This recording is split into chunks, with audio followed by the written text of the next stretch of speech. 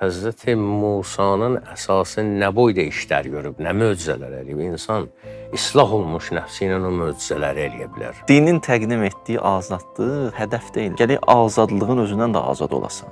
Ki, azadlığın özündən azad olmasa, o nəfsə kül olarsan. Kişilər əzab-əziyyətlə, məşəqqətlə məqam əldə eləyiblər. Sən bu nəfsi və bəsləməklə hara çatacaqsan? Adam var deyir ki, məsələn, yoxlar filan işi görürlər, filan. Nəfsi ilə vuruşub da bu da.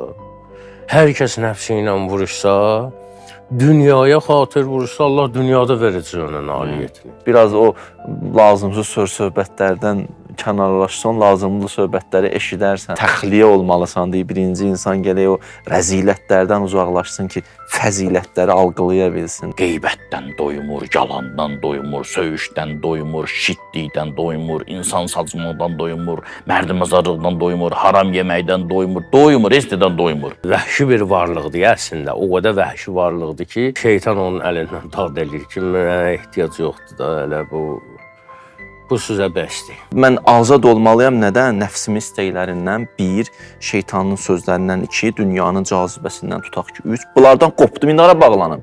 Digət bağlan Allaha. Nə qədər ki, laqeydlik, etinasızlıq, məsuliyyətsizlik təfəkkürünü yayanlar var. Nə qədər ki, onlar övladlarınızı ovlamaqda sizdən qabağa keçməyiblər, bizim hədislərimizi övladlarımız öyrədir.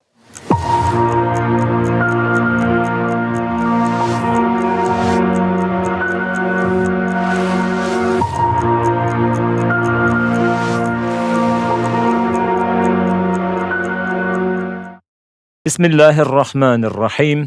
Salam, əziz və hörmətli izləyicilər. Yenə də xoş gördük sizi Doğru Yanaşma proqramında ustadlarla birlikdə. Salamlayırıq sizi. Bugün yenə də nəfs haqqında söhbət olacaq. Ötən verilişimizdə çox maraqlı məqamlara toxundu ustadlar. O qədər geniş mövzudur. Nəzərə aldıq ki, bu həftə də, bu proqramda da nəfs haqqında söhbətləri davam eləsinlər.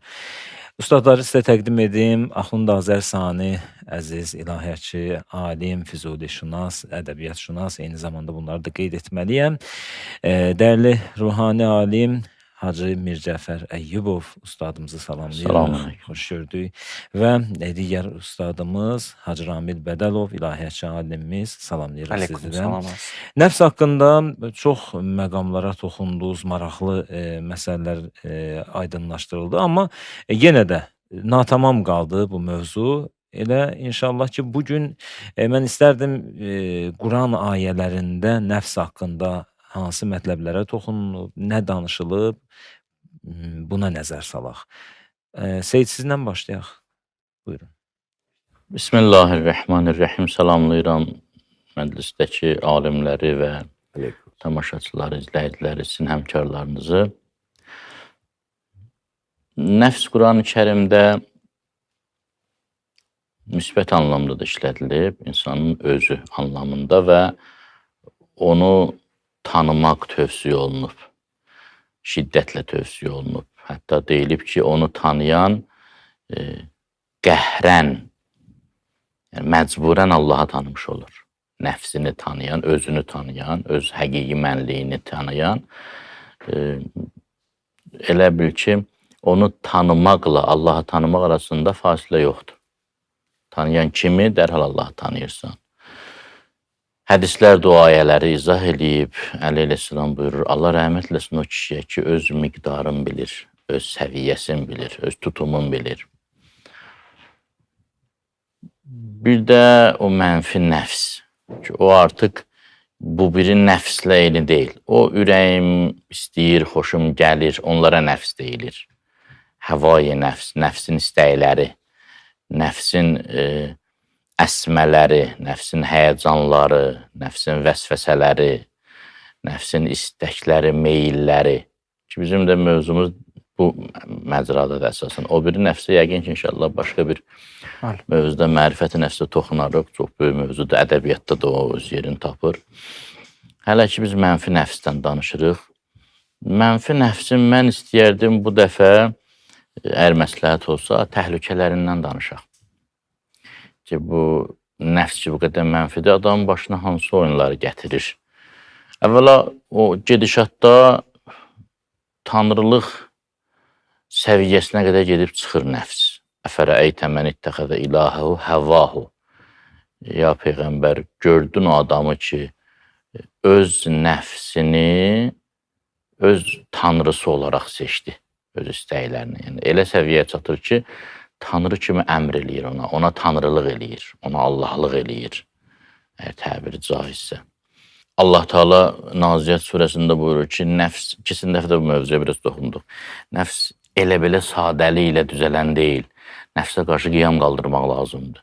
Naziyyət surəsində buyurur ki, və əmmə mən xafə məqamə rəbbihi və nəhən nəfsə hənil həva. O adam ki, Rəbbinin məqamından qorxur və nəfsinə amiranə şəkildə eləmə deyə bilir. Elə-belə xahiş minnətlə nəfs düzələn deyil. Nəfs belə yola gələn deyil. Rəbbinin məqamı da, yəni Rəbb özü qorxulu deyil, onun mövqeyi, onun hüquqi vəziyyəti çox qorxuludur. Allahdır, cənnəti var, cəhənnəmi var, qiyaməti var, haqq hesabı var, qorxuludur. Nəfsin təhlükələrinə gəldikdə birini qeyd elədik ki, adamın tanrısına qədər, tanrısı olmaq qədər gedib çıxır. İndi bu tanrı olmaq əvvəlinci məqamda nəfs Rəbbə çevrilir, deyir nə elə, nə eləmə. Məlum olur ki, onu da keçir olur ilah. Yəni, artıq insan nəfsinə ibadət eləyir. Bu da nəfsinə olan eşqindən irəli gəlir. Bu da məntiqi nəticədir. Əvvəl nəfsi bəlkə də sevmirdi. Nəfs deyirdi, bu da ikrahla da olsa eləyirdi. Axı bilirsiniz də bəzi günahlar var ki, adam heç onu eləmək istəmir. Cəvvə düşür, fəzaya düşür, auraya düşür, çevrəyə düşür, eləyir. Yavaş-yavaş nəfsə aşıq olur, o səviyyə çatır ki, tapınır nəfsə. Nəfsi bir tapınaq kimi qəbul edir, məbəd kimi qəbul edir, tanrı kimi. Onda ən pis, ən problemli nəticəsi budur ki, bilirik də ən çətin təəssüb dini təəssübdür. Və ən çətin sağlam psixoloji xəstəlikdir, dini obsesiyadır, vəsvəsə, dini vəsvəsədir, çətin sağlam. İndi sən bunun nəfsinə söz desən, bunun tanrısına söz demiş olursun. Gəl buna cavab ver, gəl buna nəsiyyət elə, gəl buna başa sal ki, nəfsi və əmək eləmə. Elə birinə deyirsən ki, Allaha ibadət eləmə. O səviyyəyə gəlib çatır. Nə günə qoyur insanı? Mən isə onun axirət məsələsinə toxunmaq istəmirəm. Dünyəvi məsələlərə baxaq. Bu dünyada dünyəvi nöqteyi nəzərdən dindar olmayan, müsəlman olmayan alimlər, siyasətçilər, idmançılar, hansı birisi nəfsinə tabi olaraq o mövqe əldə edib? Heç biri. Nəfsə tabi olaraq güclü idmançı olmaq olmaz. Nəfsə tabi olaraq böyük siyasətçi olmaq olmaz. Nəfsə tabi olaraq böyük alim olmaq olmaz. Məsələn, böyük ixtiraçı olmaq olmaz. Oxuyuruq da ixtiraçların həyatını, yəni canlarını qoyublar da bu yolda. Hətta dünyəvi uğurların da o mühümlərinə nəfsə qulluğu deyə olmur da. O Sədinin məşhur beyti ki var. Kişilər əzab-əziyyətlə, məşəqqətlə məqam əldə eləyiblər. Sən bu nəfsi və bəsləməklə hara çatacaqsan? Sən ki, bu qədər iradəsizsən nəfsinə qarşı, hara çatacaqsan? Bu müqəddimə idi, giriş idi, dibaçə idi. İndi ustadlar öz sözlərini deyərlər, sonra gedişatda mənim sözlərim olacaq. Yəni. Bəli, buyurun, davam edin, Axund. Maşallah, ağa elə gözəl danışdı ki, sözündən də nə qədər nəticələr çıxdı. Bəzi məsələlər var ki, insan nəfsinə etmə demək məsələsi var. Burada da incə bir məsələlər var ki, sabah nə cavab verərsən sözü var. Sabah nə cavab verərsən. Cavabdehlik. Şeytan orada da bir hilə işlədir, istifadə edir. Ki, sabah Allah kərimdir. Nisiyədir. Seytizmin dili ilə desək, deyir ki, zahid şərabı içmir ki, Kövsərə çatsın. Mən vermərəm bu nəqdi o nisiyə hesab üçün. Amma məsələ o deyil, insan başa düşməlidir ki, sabah cavab verəcəyəm, o ümumi o böyük buluşma dilləri odur. Amma hələ burada da görürlər mənə ayıbdır. İnsan bunu bilməlidir. Heç kəs olmasa da Quran neçə yerdə deyir ki, sizi müşahidə eləyirlər, sizi sağdan, soldan mələklər təqib eləyir, sizi görənlər var, siz tək deyilsiniz. Allah görür, mələkləri görür, möminlər görür və s. və s. İnsan bunu bilməlidir. Necə ki, insan kamera qabağında bilirsən ki, təksən, amma bir dənə gizli kamera var və sən bunu bilirsən. İndi durub fikirləşərsən, bəlkə heç işləmir, hələ bəlkə işləyir. Hələ bu kameradır ya.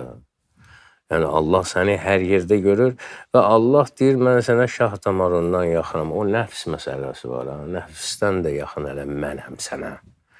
Və sənin nəfsin sənə nəyi əmr eləyirsə, daha doğrusunu mən bilirəm, daha düzgününü mən bilirəm. Və orada çox incə məsələlər var, nəfslə bağlı ya. Gör, nəfs belə bir varlıqdır ki, insan özünə də nəfs deyirlər də, və ağa demədi ki, ya, bunun yaxşı tərəfi də var, bunun pis tərəfi də var.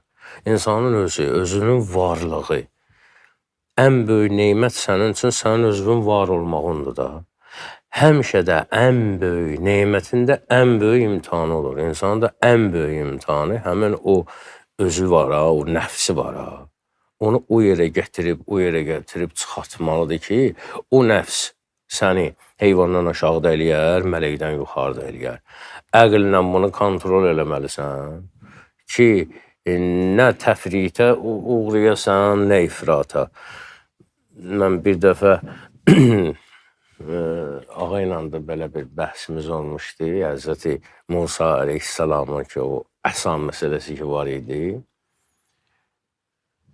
Nəfsin iki xüsusiyyəti var da, bir özünə xoş gələn şeyi özünə çəkmək, bu şəhvətdir. Özünə xoş gəlməyən şeyi özündən uzaqlaşdırmaq, dəf eləmək, bu qəzəbdir. Şəhvət və qəzəbdən ibarətdir də nəfs. Bir də əql var ki, bunları kontrol eləyir. Bunlar tam olmasa da insan yaşaya bilməz. Yəni, həyat üçün zəruridir. Bunlar kontrolda olmalıdır. Olmasa insan öldü də.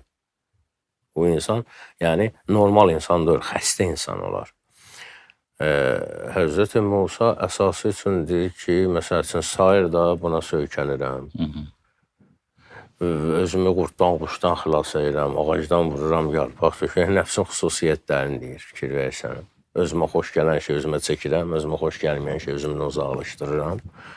Allah Teala ona əmr edir ki, bir də ona kənardan bax, atır yerə, nəfsi əjdərhast, o ki mürdəz. Görür ki, bir əcdadır, bir ilandır.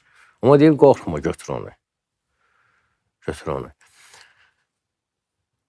İnsan nəfsini islah eləsə, Həzrəti Musanın əsası nə boyda işlər görüb, nə möcüzələr eləyib. İnsan islah olmuş nəfsi ilə o möcüzələri eləyə bilər. O möcüzələri göstərə bilər.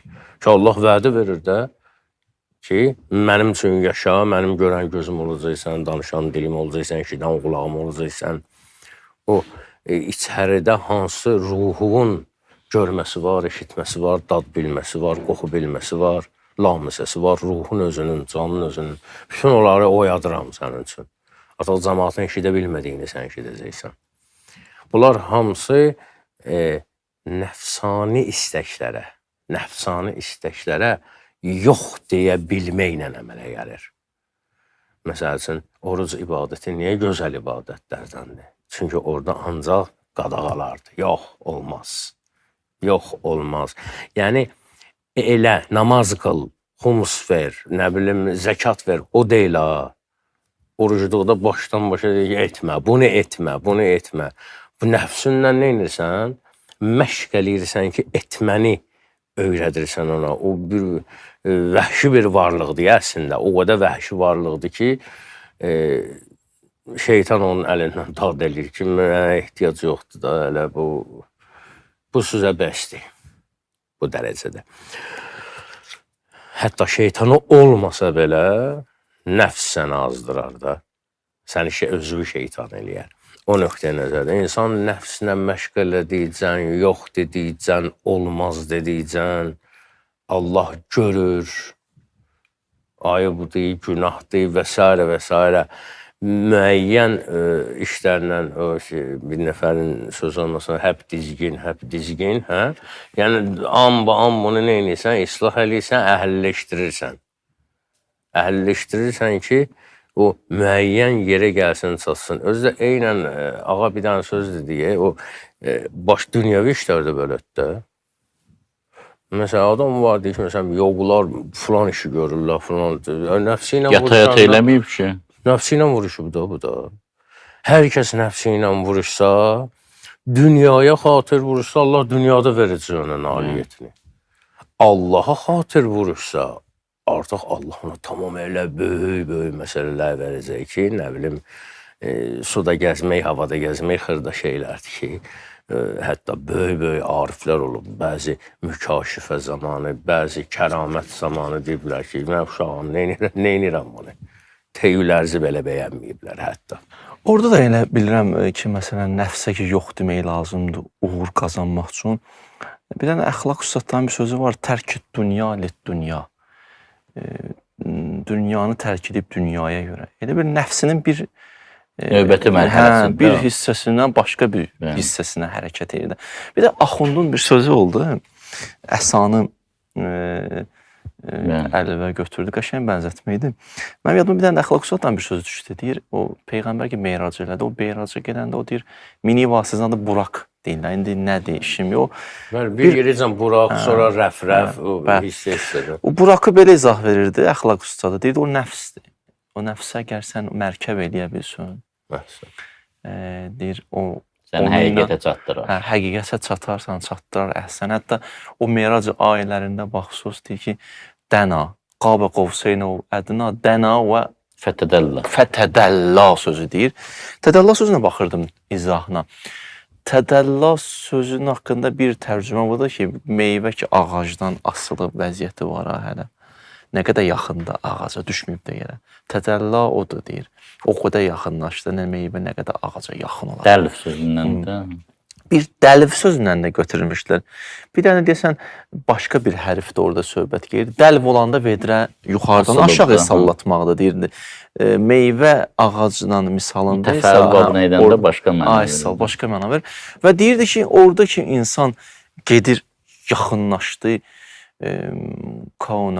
Qaba qovseyna ədna gəldi, çatdı bir məqama ki, orada əvha eləyhi ma əvha bir vəhiy Allah elədi. Özü deyir, o bir xüsusi bir vəhiydir. Çünki Allah üç cür danışır insanlarla. Min vərə hicabdır, ov yursil rəsuləndir.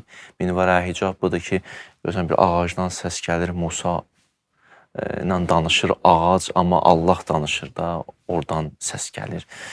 Yursil rəsulən ta ki, bir mələk göndərir. O vəhyən deyirdi. O vəhyəndən də məqsədi budur ki, birbaşa bir kontakt yaranır ki, lədundur. Lədunla indin də fərqi var ərəb dilində. O İmam Sadiq əleyhissalamın üzr istəyirəm, deyirlər ki, niyə Rəsulullah sallallahu aleyhi və aleyhə bəzən vəhiy gələndə normal qəbul edirdi, bəzən vəhiy gələndə az qalırdı, özündən getsin. Buyurur, çünki bəzən Cəbrail əleyhissalam vəhiy gətirirdi, onda normal idi. Bəzən Allah Teala özü vəhiy göndərirdi. İkilikdə söhbət edirlər, onda özündən gedirdi. Belə dedi, Zakə izə ləm yəkun beynəhu və beynəllah əhəd. Heç kəs olmurdu ortada, mədhuş olurdu. Bu sözlərin o xülasəsi, əsası odur ki, Həzrəti Peyğəmbər kainatda öz nəfsi ilə ən güclü mübarizə aparan. Onun nəticəsi. Bunun nəticəsidir ki, əvvədna getdi çatdı ora.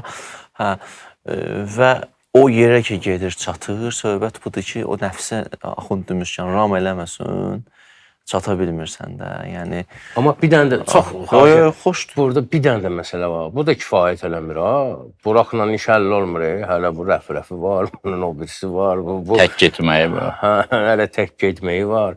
Yəni, yol qutarmır, yol bitmir. Seyri sudur bitmir. Bəli, Allah qeyri-məhdud varlıq olduğuna görə, ona gedən yol, ona yaxınlaşma yolu bitmir, tükənmir. Hələ mən nəfsimi ram elədim, oturub baxıram. Yox, mən günah hasad eləmirəm ki. Biraz da araşdırsın.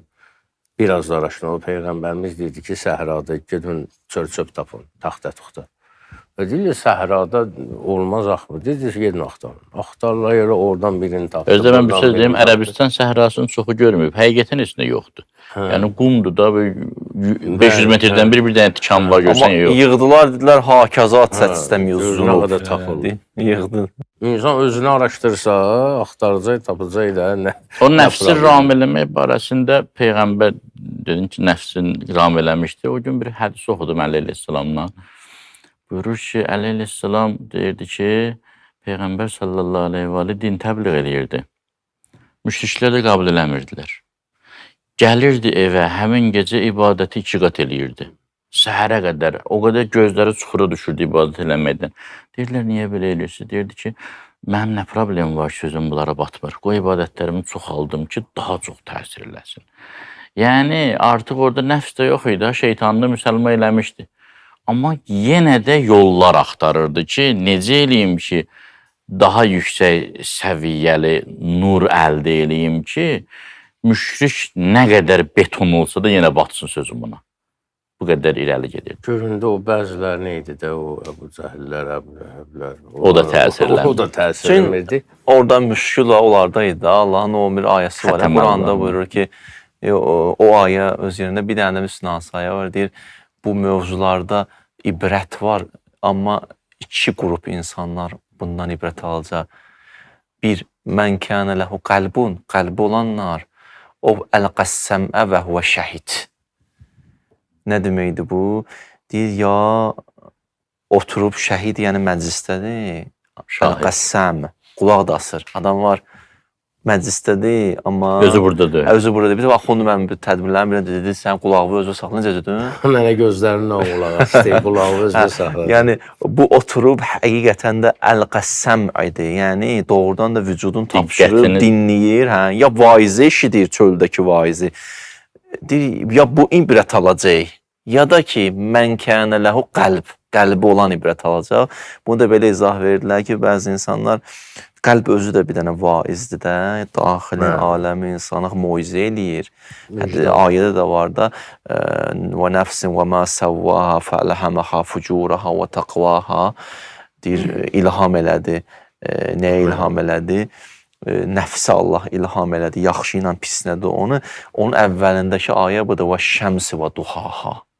Əllamə deyirdi ki, necə günəşin şüası ilə daimdir, nəfsi də olan ilham bir dəfə olmayıb, elə ilham gəlir.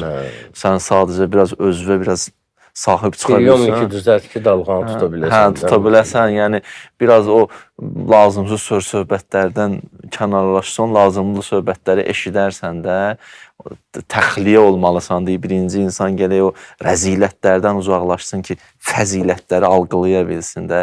Niyə məhz axşam deyirlər, gecə qalx ki, gecə səs-küy yoxdur deyənə o səslər ki var aləmdə, mələklərin səsi, yerin səsi, göyün səsi, onları niyə biləsən? Götürə biləsən də. Deyirdi, ayə maraqlıdır ki, o ibrəti dalan ya belə heç olmasa, bu vaizə qulaq as, ya o vaizədə. Və bir dənə də ayə də Quranda var, deyir ki, kəl-hicarə, daş kimidirlər. Orada 2 dənə söz deyir, deyir, daş bunlardan yaxşıdır, neçə cəhətə görə. O əşəddir qəs. Hə, deyir, heç olmasa daşda hərdən içindən partlayır, su çıxır, ya da külək tərpədir. Belə izah verdilər ki, külək tərpədir, yəni kənardan təsirdir, partlamaq içdəndir. Daş kimi heç olmasa bir istifadə olunur da, bu daşdır. Aysa, heç olmasa ya içindəkinin səsinə qulaq as ki, içindəkinin səsinə qulaq assın, neyniyərsən, hərəkət eləyərsən. Yoxsa bu çöldəki vaizə qulaq asın, hərəkət eləyərsən. Vaizov safi cəhənnəm deyir, ey əhli vərə. Var onun məclisinə, gör ki, cəhənnəm neymiş. Yəni orada nəfsinə sahib çıxan Peyğəmbər sallallahu aleyhi və aleyh də hara çıxıb, Meyraca qədər gedib. Bu bir də nəfsinə azadlıq verən, meydan verən, özbaşınalıq verən adamdır. Tarixdə cəhalətin atası kimi qələmə düşüb yazılıb. Əbu Cəhl. Heç kəs də belə mötəbər ləqəb yoxdur. Bizim zamanımızın fironu o idi. Hər bir peyğəmbərin bir fironu var. Əbu Cəhldir mənim zamanımın peyğəmbər buyurur, fironu. Yəni, məlum olur ki, Əbu Cəhlin iş əmsalı da çox imiş. Peyğəmbər onu xarakterizir ki. Hətta deyir, öləndə də o müharibənin birində onu öldürən səhabiyə dedi ki, mənim başımı kəssən, biraz sinədən kəs. Başları düzəndə daha hündür görünsün, başım təkəbbürlü idi. O da onun başını deyəsən yarımca kəsir ki, lap kiçik görünsün. Yəni bu qədər insan nəfsinə, yəni elə bilməməliyik ki, biz mübarək insanlarıq, onlar hamısı cahil, cühəla filan. O qatil hələ də yaşayır, o ki, sən dəfə ki, İçimizdə Fironlar, Əbu Cəhillər, xırda var da, yedizdirsə böyüyəcək. İmam Səccad əleyhissalamın bir duası var. İnanmıram başqa, yəni İmam Peyğəmbər olmayan bir nəfər bu duanı eləyə bilər. Çox xatalı duadır. Bəlkə də bir təfsiri var, izahı var, bilmirəm. Buyurur, ilahi açan vücudum şeytanın nəfsin oylağına çevriləcəksə, ondan bir gün qabaq mənim canımı al. Yəni təsəvvür elə ki, nəfs necə qorxulu şeydir ki, hələ yer üzərində ümumiyyətlə də varlıq aləmində elə şeytan yox idi. İlk şeytan iblis oldu. İblisi şeytan eləyən nəfsi oldu da. Allah Cavidə rəhmət etsin. O iblis əsərində Arif özünü təqdim eləyir. O personaj var orada Arif. İblis özünü ona təqdim edir. Mən şimdi bir atəş. Fəqət əvvəlcə mələkdim. Həb xaliqə təsbihidir, təqdisidir, virdim. Mən virdim Allaha təqdis təsbih eləməkdir. İlk öncə mələklər məni təsdiq ediyordu. Adəm kimi bir sayğısız axır ləkə vurdu. İndi bu günahı eləyib, almır da boynuna ki, mən günah elədim. İlk öncə mələklər məni təsdiq ediyordu. İşi adam pozdu da, hər şey yaxşı. Adəm kimi bir sayğısız axır ləkə vurdu. Alçalmadı, yüksəldi fəqət şöhrəti şanım. Allah ilə bir zikr olunur namı nişanım. Allah. Həmən o Əbu Cəhlin o başımı biraz hələ yerdən kesin hündür qalsın. Yəni o məqamda belə, yəni deyir ki, mən alçalmadım. Allahın adım bir çəkilir. Əuzubillahimineşşeytanirracim. Allah şeytan lənət eləsin falan. Adı Allah ordusu, şeytan ordusu, Allah şeytan. Gör bu neylə fəxr eləyir ha? O Əbu Cəhli dedi, o başım hündürdə qalsa o düşdü yadıma. Əbu Cəhl də onun balasıdır da, şeytanın balasıdır. Şeytanın tərbiyə verdikləri, vəhy etdiklərindəndir də. Əli əleyhissalamın Nəhsül Bəlağədə 42-ci xütbəsi var. Orada nəfsin zərərlərindən danışır. İcazə versiz bir kəlmə danışıyardım. Feyz verərsiniz. Bunu Əli əleyhissalam ravilərdən bir Nəsr ibn Müzahimdir. O Nəsr ibn Müzahim olduğu üçün məlum olur ki, bu Cəməl döyüşündən sonra baş verib bu. Gəlir Kufiyə, qələbənin o qüruru, qənimətlər əldə oluna bilər, döyüşmüşük, qalibi. Əli əleyhissalam bu xütbəni oxuyur. Əyyühənnas, İnnə əxfəfə ma əxafə aləykum isnətan. Cəmaat, sizin üçün iki şeydən çox qorxuram. İttiba'ul həva, həvai nəfsə tabi olmaq və tulul əməl. Uzun-uzadı arzular. Tulul əməl, uzun-uzadı arzular. Arzunun uzunluğu. Sonra ziyanını deyir. Fəəmməttibaul həva fəyəsudda anil haqq. Ən böyük problemi budur, yəni nəfsə tabi olmaq. Havayı nəfsə tabi olmaqdan ona görə qorxuram ki, haqqı görə bilməyəcəyiz. Həqiqəti anlaya bilməyəcəyiz. Yəni dünyəvi olaraq bu şəhvətlər, bu qəzəblər və s. və ilaxır öz yerində məntiqimiz kütləşəcək. Məntiq kütləşir. Mesela mən bunun misalını, nümunəsini sosial şəbəkədə çox açıq görürəm də. Bəzən birbaşa məntiqə hücum olur. Doğrudur, yanlış deyə baxmırlar. Bəli. Sən nə deyirsən ona baxmır. Sənin düşüncə tərzin ki var 2 vur 2 4-dür, ona hücum eləyirlər. Ki sən niyə belə düşünürsən? Ümumiyyətlə, sən niyə məntiqdən danışırsan? Sən ağlı niyə atırsan ortalığa ümumiyyətlə? Nəhəng bir qoşundur. Ha, o Sulu Kafda ki var, cunudur, əql, cunudur, cəhl, ağlın qoşunları, cəhlin. Həqiqətən nəhəng bir qoşundur, hücum edir ki, sən niyə Allahdan danışırsan? İndi bir dənə məsələ o, çox yaxşı yerdə, o əql məsələsi var ha. Deyir, nədən əqldən, məntiqdən danışsan? Nədən qəlbdən danış, eşqdən danış. Əslində düz deyir ha, zahirdə düz deyir. Amma buraq atı ilə gedib müəyyən yerə çatmalısan ki, sən rəf-rəf atına minib qalxasan. Sən heç Burakın özünü tapa bilməmisən. Yo, Sən onun dediyi eşq hamısı nəfsdir də. Onun dediyi eşq hamısı gəlib çıxır nəfsə. Yəni məsələn deyir ki, din niyə azadlığımızı pozur? Bu nə deməkdir? Qoy nəfsimi buraxım getsin də, hara gedir də? Niyə imkan vermirsən ki? Qoy öz başına yaşayım özüm. Ümumiyyətlə bu fikir yanlış fikirdir də ki, din deyir azadlığıma. Hansı məktəblərdən azadlıq məhdud olmayıb ki? Mütləq azadlıq heç Hüdud var, hədlər var da. Aha, dinin aşıladığı bir məsələ var ki, insan azad o vaxt olur ki, nəfsani istəklərdən azad olsun ki, ağalın da onun söhbət edir ki, uzun uzadı arzulardan azad olsun, elə azadır. Həm də dinin təqdim etdiyi azadlığın bağışlayıb yardı qoyduğu. Yox, hələ onun Dinin təqdim etdiyi azadlıq hədəf deyil də. Yolun yarısıdır, hamısı deyil. Gələk azadlığın özündən də azad olasan. Ki, azadlığın özündən azad olmasa, o nəfsə köl olarsan. Yəni azadlıq sevgisi də o bir nəfsani istəkdir də. Ya hədəfin azadlıq olmasın, mənə toxunmayın. Hədəf İslamın təqdim etdiyi sistemdir. Buyur, İslamın təqdim etdiyi konsepsiyada rüşd kəlməsidir. Ona görə də Allah mənə azad yaradıb ki, təkvinən azadlıq bəxş edib ki, yəni seçim qüdrəti verib ki, mən kamala çatım. Çünki kamala çatmağın yolu seçim qüdrətindən keçir. Əgər mənim seçimim olmasaydı, hələ belə nistik hərəkət eləsəydim, onda mən o kamala çatmayacaqdım ki, onun adı kamal olmayacaqdı. Sadəcə seçim qüdrəti ilə biz gələk seçim qüdrəti ilə seçim haqqını ayıraq. Biri hüquqda bəhs olunur, biri fəlsəfədə bəhs olunur. Hətta bu ayə ki var, la ikrah fiddin, dində məcburiyyət yoxdur. Bu fəlsəfədə gəlib bəhs olunur. Yəni məsələn, dinə daxil oldu var. Həm də müəyyən bir buyruqlar var ki, sən onu eləməlisən, o icra eləməlisən. Bu da tək dinə məxsus deyil ki. İstənilən qanunda məcburiyyət var da. Qanun yəni nə? Yəni əl-ayağı bağlayır da, yəni belə eləmə. Qərb təfəkkürü hər şey azadlıq üzərində qurur. Bu şüar da özdə maraq, şirin şüardır, cəlbedici. İslam isə ubudiyyət mövzusunu gətirib də. Başa düşürsünüz? Yəni mən azad olmalıyam nədən? Nəfsimin istəklərindən 1, şeytanın sözlərindən 2, dünyanın cazibəsindən tutaq ki 3, bəzi insanların yersiz istəklərindən 4. Bunlardan qopdum, indi hara bağlanım? Digət bağlan Allaha.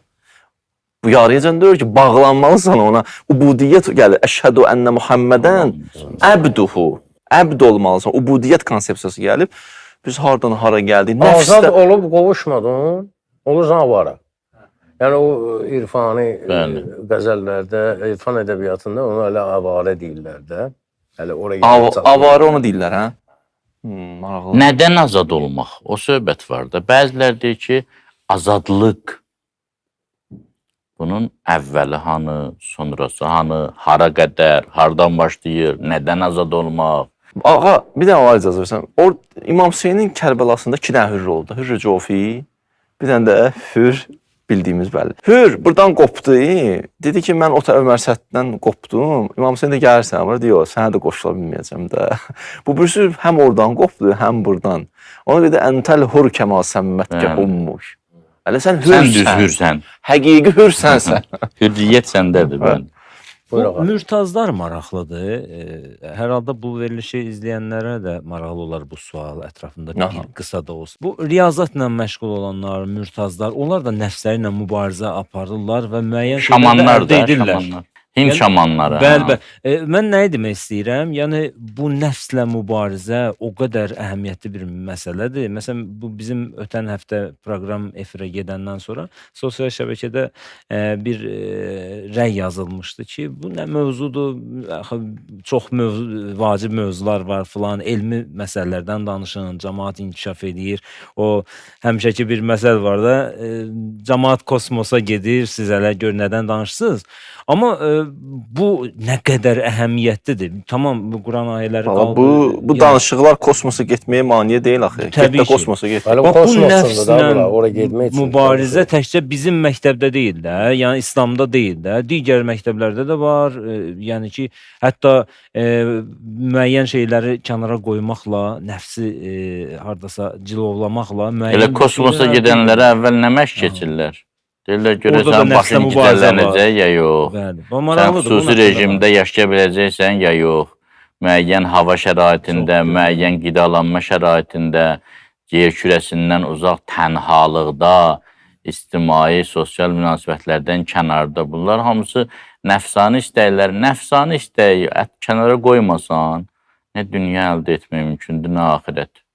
Mümkün deyil ki, yana fırladırsan, yenə oraya gəlib çıxır. Amma Hacı Ramil deyən kimi, bəziləri nəfsani istəkləri kənara qoyurlar, həmin o dediyiniz şamanlar kimi, ki, daha böyük dünya əldə etsinlər. Amma dinin tələbi budur ki, Lazım deyil o qədər. Axirətli. Hətta lazım deyili də qoyaq kənara. O bir atalar sözü var, deyir 100 səndədirsə, onun içində 90 da var da. Yəni, bəziləri çalışır 50-yə, 60-a görə. Allah deyir, sən 100-ü qazan, onun içində 50 də var, 60 da var, 70 də, 80 də, 90 da hamısı var. Yəni, kim axirəti əldə eləsə, dünya əlində olacaq. İndi kimsə sual verə bilər ki, bəs niyə bu övliyalar bəs dünyadan kənar olurlar? Çünki onlar böyüyüblər, bizim kimi uşaq deyirlər. Onlar görürlər ki, dünya, yəni ayıbdır bir kişi, bir qadın, bir insan dünya ilə məşğul olsun. Çox ayıbdır, yəni o ilə başı qatsın. Elə ləzzətlər var, elə həyatlar var, pak həyatlar, elə səviyyələr var. Bütün planetin potensialını bir nəfərə versən, o onu qəbul etsə, səviyyəsizdir. Özdə bu həmən yerə çatan adama aiddir ya. Onu Biri oturub da dərənin dibində, ya onda biz filan şey eləməyək. Özü deyir, Sən şey gel elə çatır. onu elə də, filan şey elə yine. Biz o kişinin baxışından danışırıq ki, yuxarıdan baxan tamam başqa cür görür. Bilsən necədir? Seydizm deyir, hər adəmin yeri var, hər yerin öz adəmi var. O səhv tutmağa qalsa, elmdən də danışsın, bir başqası deyəcək ki, əşi, bu nə deyə başımız ağrıdı, Elmi başqa konfransdır, şeydən, elmi başqa şeydən konfransdır. danış. Yəni ona görə yəni onlara biz nə düzdür, nə lazımdır. Elə onların xasiyyəti haqqında Əli Əleyhisselam bu xütbənin davamında bir söz buyurur. Buyurur ki, dünyadan danışır, axirətdən danışır. Mən keçirəm onları ki, dünya nədir, axirət nədir. Sonra buyurur ki, vəli kulli minhuma bənun. Dünyanın da öz övladları var, axirətində. Fəkunu min əbnail axirə. Axirət övladları olun.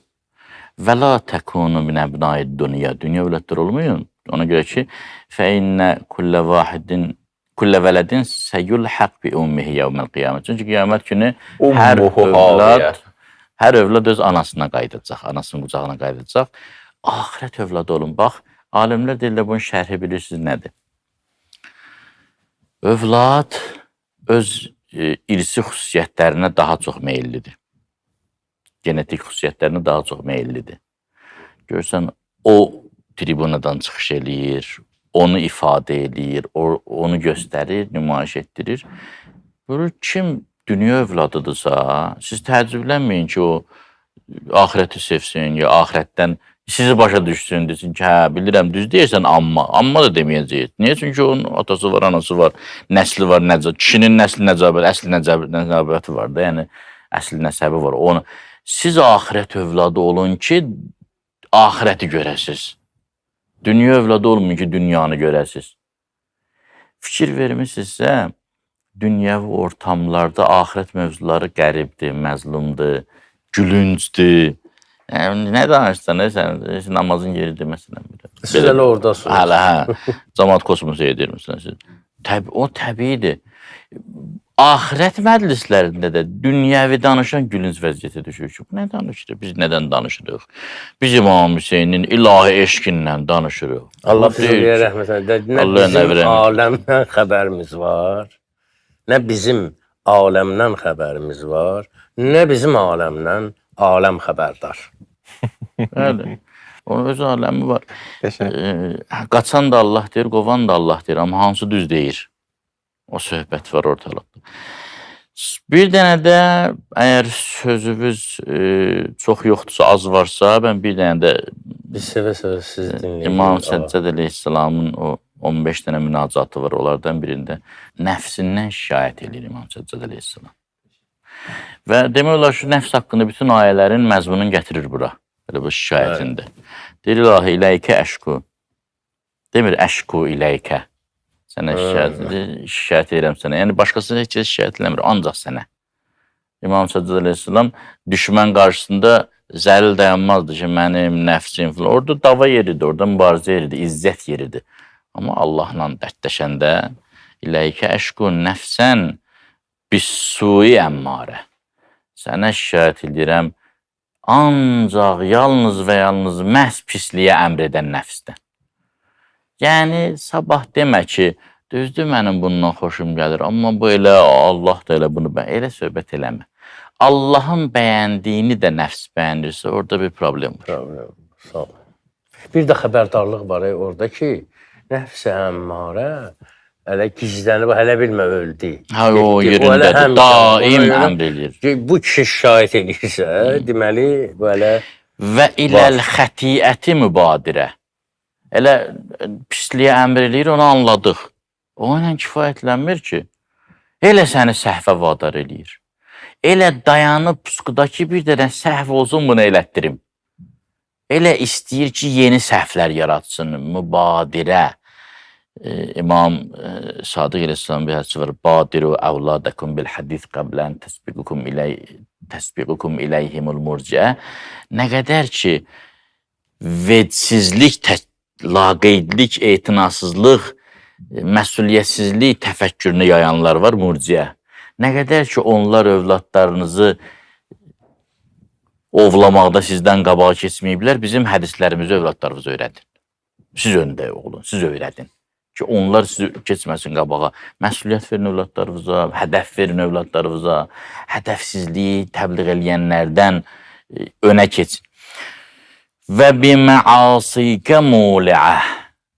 İlahi, sənə şikayət edirəm, günahlara həris olan nəfsdən.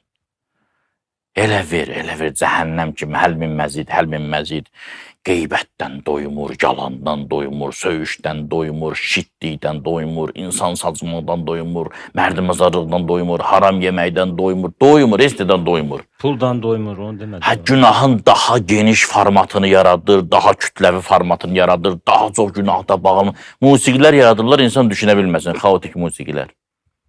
Qardaş, musiqinin tərzi var, təhəri var, nə isə ifadə edir. Deyir, bir dənə musiqi növ var. İşıqları da elə düzəldirlər ki, dahi insanın beyni yoxdur. Konkret işləmir də. İstəsə də başa bilmir. Görürsən, orada kim istəyir orada, məsələn, özünü tapsın, gərək çıxsın orada. Biraz kənara getsin, beyni açılsın. İndi təəssüf ki, bizim çox toylarımız ona yaxın olub. Elə güclü musiqi sədaları, səsləri var ki, adam hətta o toyda iştirak eləmək istəyən də deyir, çıxın biraz istirahət eləyim. İstirahət yerindən çıxır istirahət eləməyə. Çünki beyin təzyiqdədir daim. Və lisəxətikə mütəərridə. Elə istəyirsən qəzəbivə bir yaxınlaşsın. İlahi, elə bir nəfsdən sənə şikayət edirəm ki, məni elə itəliyirsən qəzəbivə. Elə Allahın qəzəbi olan yerlərə. Agresiv olur. Allahın elə cəzası gəlsin. Elə bir cəhənnəm sevir o. Keçən verilişdə kim idi sizdən biriniz dediniz ki, Hacı Ramil edirsin, dedi ki, ya Hacı Axundu idi, cəhənnəmdən, Peyğəmbərin gəlişindən bir nur gəlir ona, sərinlik gəlir. Bu cəhənnəmdən başını çıxarır, deyir, nə oldu, bu sərinlik hardan gəlir? Deyirlər ki, Peyğəmbər gəlib, istəmirəm, atın mən cəhənnəm içinə. Axund deyə. Belə şeylər o deyirlər. O safir cəhənnəm.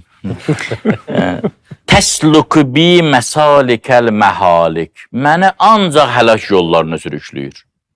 Elə ora get. Təsluku bi məsalikəl məhalik və təcəluni indəkə əhvənə halik. Və məni ən pis həlakətə yuvarlandırır. Nəfsə qulluq eləyənlərin axırı pis şəkildə bədbəxt olur, ya normal bədbəxt ola bilmir. İyrənc şəkildə bədbəxt olur. Elə şəkildə bədbəxt olur ki, rüsvay olur, bədbəxt olur. Kəsirətul iləl. Çox xəstədir nəfsimdir.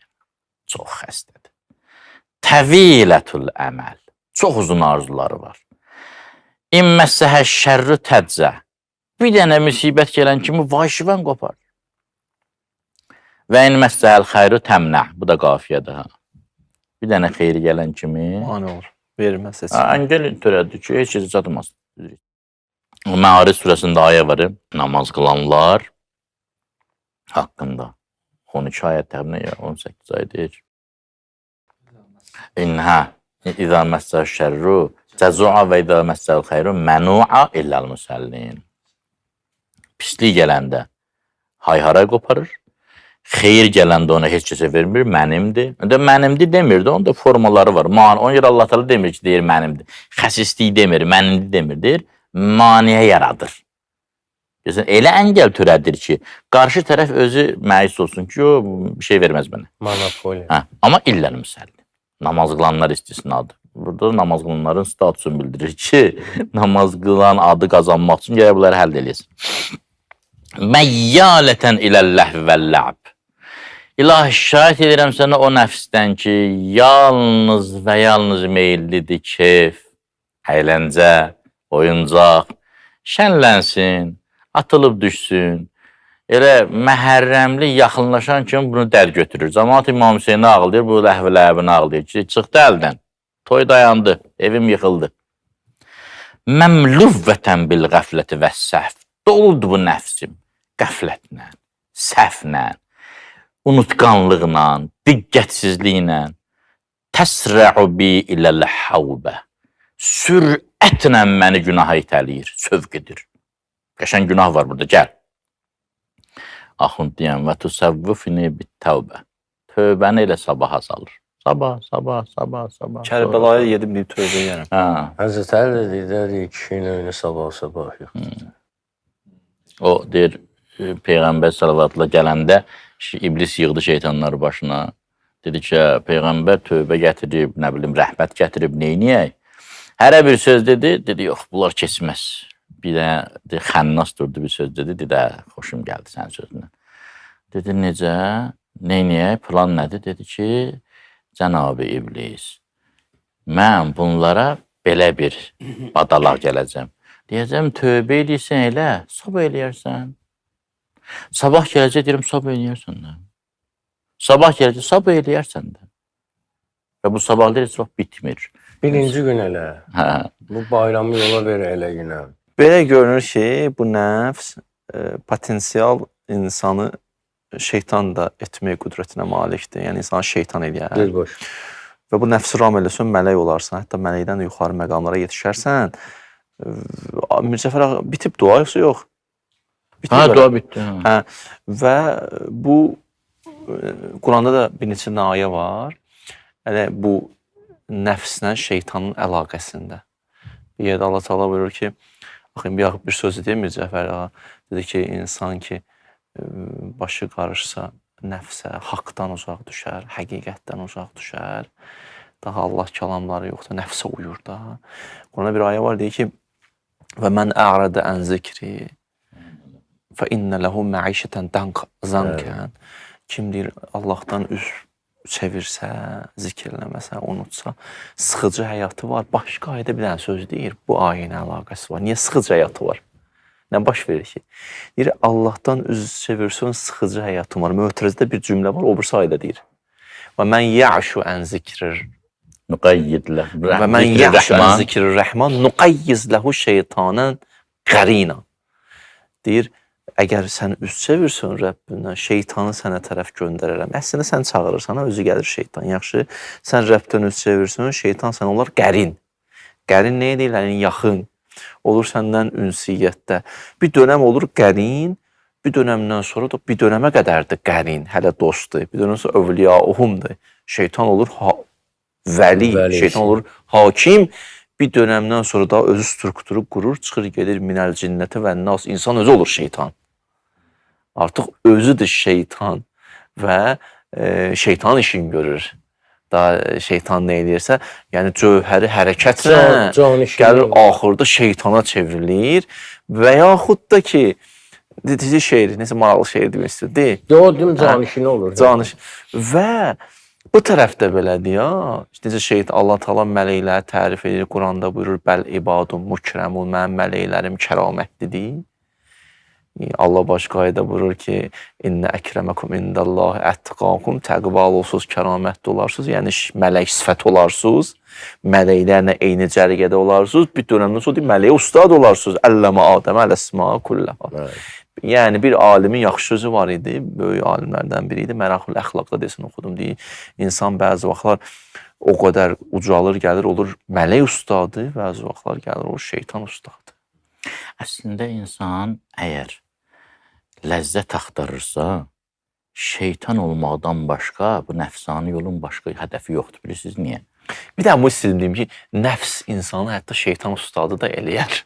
Bu istedim. Niyə yoxdur? Çünki əgər bunun strukturu insandırsa, bunda vicdan varsa, mərifət, fitrət varsa, bu hər nə qədər nəfsə qulluq eləsə də, içində bir vicdan deyəcək ki, düzələmirsən. Həyat olacaq cəhənnəm. Zeyq, məişəti zənq olacaq, çətin sıxıntı olur. Məcburdur şeytan olsun, bu şeytanətdən həzz alsın. Nə qədər ki, insandır, şeytanətdən həzz ala bilməyəcək. Elə zəhrimar olacaq. Elə nəfs-i ləvvamə ki var, o vicdan ki var, elə deyəcək, bunu səhv elədin, bunu səhv elədin. Bunu susturmaq üçün bütün o strukturunu çevirməlidir şeytanətə. Bəli, ustadlar, mən sizə təşəkkür edirəm. Əlbəttə bilirəm ki, sizin qeydlərinizdə qaldı. Yenə də bu mövzunu atamam qaldı. Amma bir ömürdə danışsaq bitməz. Çox böyük bir düşmən haqqında söhbət gedir. Həm nəfs haqqında, eyni zamanda şeytana da toxundunuz. Söz arası da olsa. Şeytan barəsində yeri gəlmişə bir proqram hazırlamağa dəyər. Belə nəticə alaq ki, nə nəfs doyur, həlim tələti, doydunmu, həlmin məzid, varsa yenə ver. Bu nəfsində xüsusiyyətidir. Fitrət də belədir. İnsan nə qədər qalxır, elə hey getmək istəyir.